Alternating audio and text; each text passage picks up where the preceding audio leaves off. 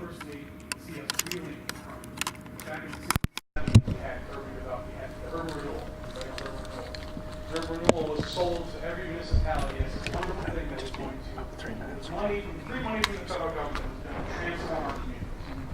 And now here we are 40, 50 years later, and we're still reeling.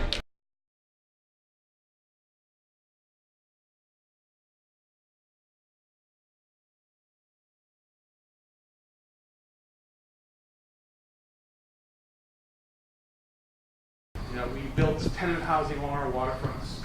We built superhighways that separated our communities from the waterfronts and from other areas. And we did it because we thought it was supposed to be to serve the greater good. Well, I don't see this stuff serving the greater good 40 or 50 years later. And I think if we turn the clock ahead a decade or two or three, we're going to look back at this so-called green energy era, and we're going to see this as the urban renewal of our century and of our generation. And they're going to look back at these things after they're spent, and after the companies that built them are long out of business, and the people who made money are long gone, and we're going to be the ones that are going to deal with it.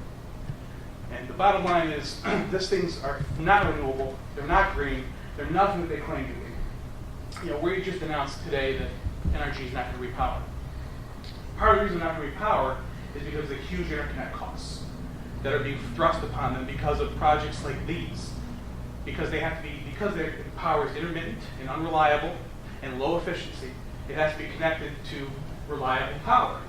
Well, we don't have reliable power here in Chautauqua County anymore because our Dunkirk plant has been closed. So they're running transmission lines to the dirtiest old-fashioned coal plants in the United States, like Homer City, Pennsylvania, to back up the so-called green energy.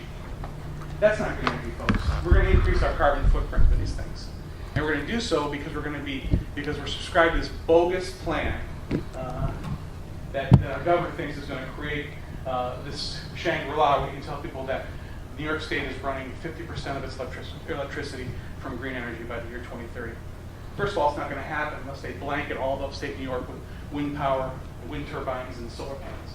Secondly, it's not going to happen without having increasing the coal, these dirty coal plants in Pennsylvania, increasing their capacity so they can belch pollution into the air, so the government can feel better about himself. And I don't like it. I think everybody knows I don't like it.